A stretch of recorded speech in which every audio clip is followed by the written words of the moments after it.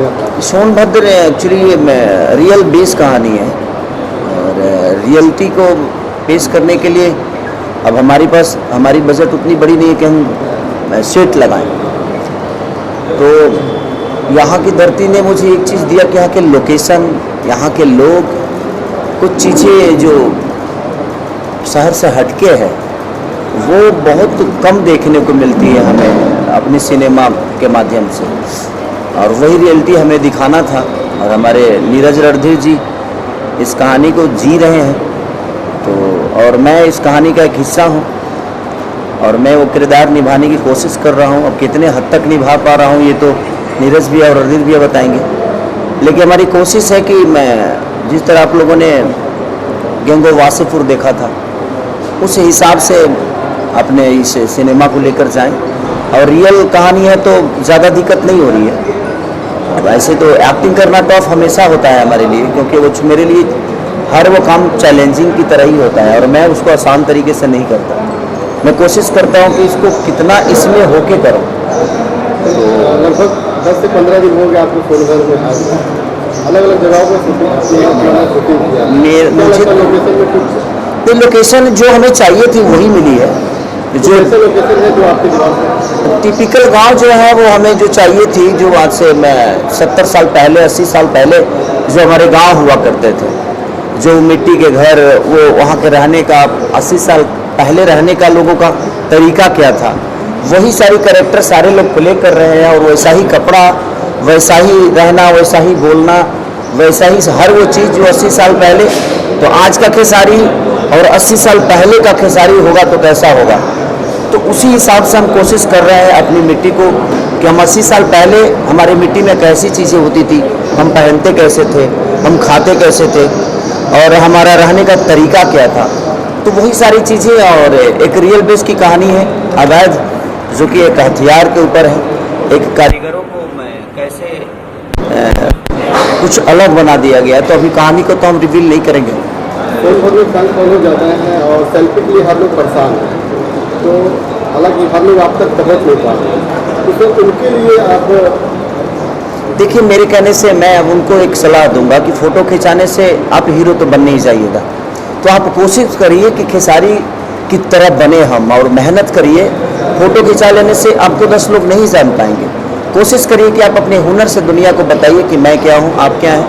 तो बहुत ज़रूरी है। और आप मुझे अपने दिल में रखिए, मोबाइल में रख कर क्या करिएगा, और मैं आपके दिल में हूँ। तो आपके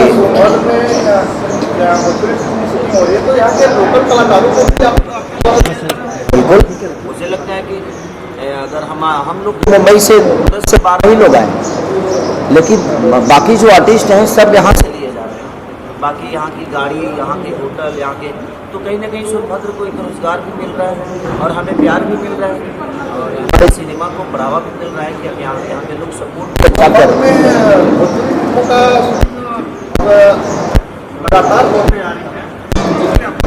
तो सोनभद्र में इंडिया से बाहर थोड़ी है।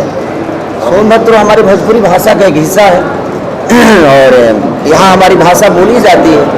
तो अपनी भाषा की चीज़ें अपनी भाषा के लोगों के साथ करने में मज़ा भी आता है कि हमें ज़्यादा दिक्कत नहीं होती है। दूसरे जगह से कलाकार लाने में ही होता है कि अब उनको सिखाना पड़ता है कि हमारी ऐसे बोलना है, लेकिन यहाँ के लोगों को हमें सिखाना भी नहीं पड़ रहा है। सब लोग भोजपुरी को जानते हैं, भोजपुरी बोलते हैं, तो भोजपुरी के लिए कोई ज़्यादा खास दिक्कत नहीं हो रहा है। बस यही कहूँगा कि ऐसा ही प्यार और आशीर्वाद बनाए रखिए, ताकि हम लोग हमेशा हर महीने मैं या कोई भी कलाकार आकर आपके बीच में आपका प्यार और आपका स्नेह लेकर यहाँ से जाए, तो बस सोनभद्र को याद रखें। डायरेक्टर जोड़ी बैनर लेके आते हैं, क्या कहना चाहिए, जोड़ी कितना कमाल धमाल मचाने वाली है? सर, राजघराना में और नीरज रणधीर में ज़्यादा कुछ फ़र्क नहीं है, क्योंकि एक डायरेक्टर को फ्रीडम जब मिलती है ना तो अपनी चीज़ों को दिखा पाता है, चाहे वो कलाकार बंधु की तरफ से हो या हीरो की तरफ से, हीरोइन की तरफ से, या किसी भी प्रोडक्शन से या प्रोड्यूसर से। तो मुझे कभी आज तक ये महसूस नहीं हुआ कि हमारे प्रोड्यूसर साहब से कभी बोलना पड़े कि सर मुझे ये चाहिए।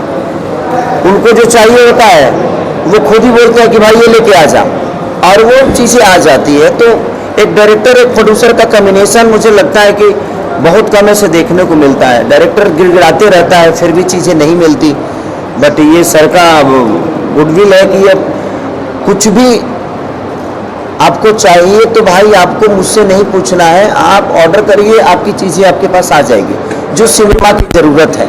तो नीरज रणधीर जी को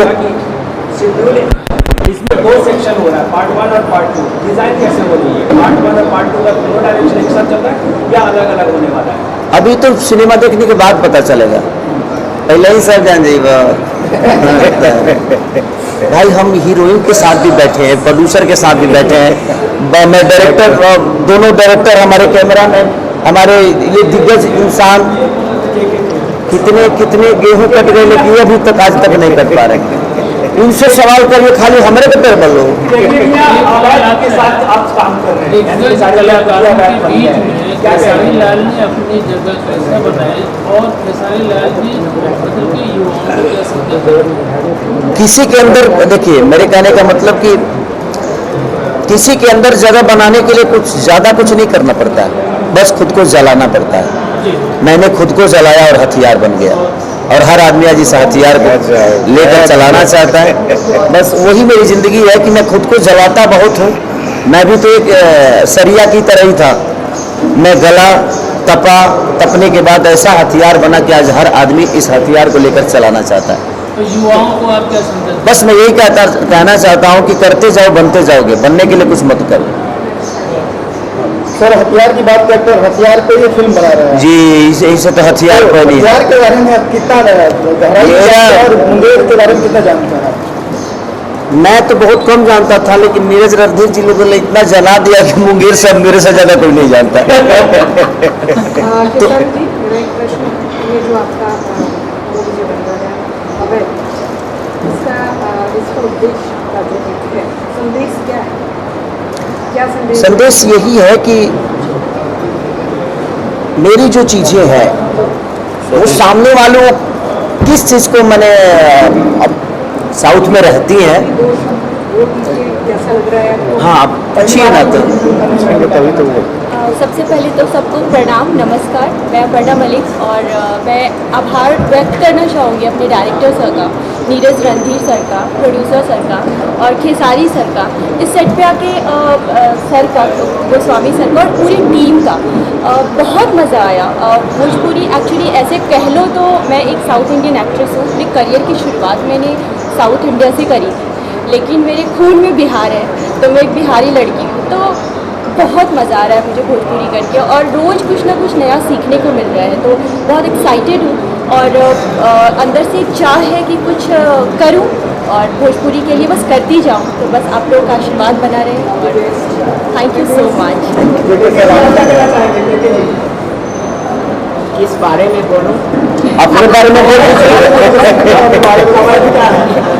यहाँ पूछो क्वेश्चन तब तो यहाँ खूबसूरती के बारे में बोलूं तो अपर्णा जी हैं। मैंने एक ही आदमी खूबसूरत है, यहाँ बाकी सब क्या है?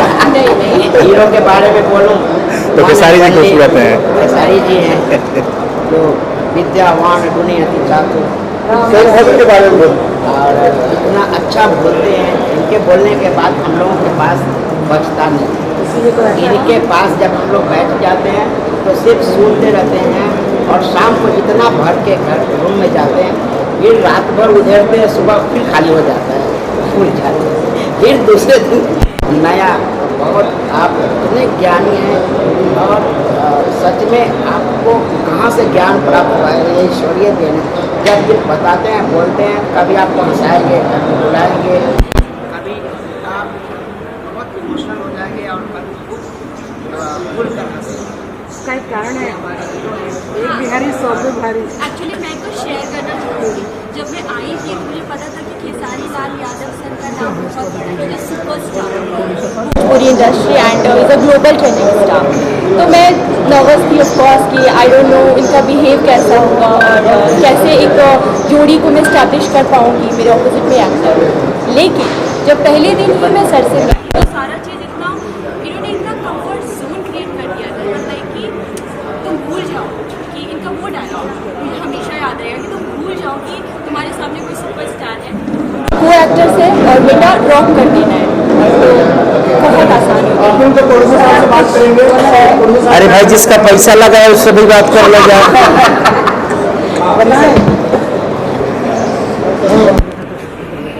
सर अवैध की कहानी आपके डायरेक्टर ने आपको दिया, आपने सिलेक्ट किया 70 दिन का शेड्यूल सर और 2 पार्ट एक साथ शूट कैसे मैंने चला? सबसे पहले ये मोबाइल कैमरे मारा मोबाइल बहुत अच्छा बन रहा है। ये सिनेमा कोई बात नहीं, कोई बात तकरीबन 70-80 के दशक का है, जिसमें हाँ उन दिनों का सामाजिक, आर्थिक और राजनीतिक परिदृश्य को दिखाया गया है। एक बहुत ही अच्छे तरीके से उसको प्रेजेंट किया जा रहा है और ख़ास करके इस गर्मी में जिस तरह से नीरज जी, रणधीर जी, प्रिंस जी और ये महापुरुष बगैर वैनिटी के भी, क्योंकि लोकेशन ऐसा होता है जहाँ पे वैनिटी जा भी नहीं पाता है, तकरीबन 42-45 डिग्री टेम्परेचर होता है और उसमें इन लोगों का जो काम देखते हैं तो बहुत ही सराहनीय है। इन लोगों को भी बहुत बहुत धन्यवाद।